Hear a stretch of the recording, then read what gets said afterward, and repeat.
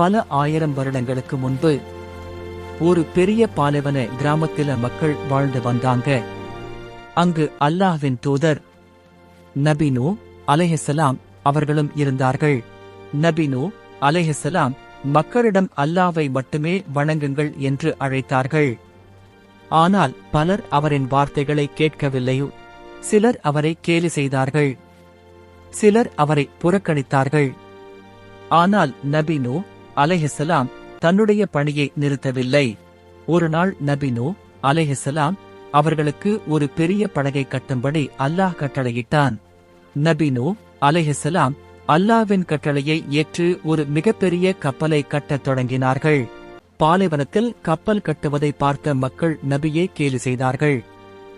ஆனால் நபி அவர்கள் அமைதியாக தனது பணியை தொடர்ந்தார்கள். ஒரு நாள் விலங்குகள் ஜோடி ஜோடிகளாக வந்து அந்த பெரிய கப்பலுக்குள் நுழையத் தொடங்கின. அதற்கு பிறகு கருமேகங்கள் வானத்தை மூடி மழை மிகுந்த பலத்துடன் பெய்யத் தொடங்கியது. மழை நிற்கவே இல்லை. நீர் எல்லா இடங்களையும் மூழ்கடித்தது.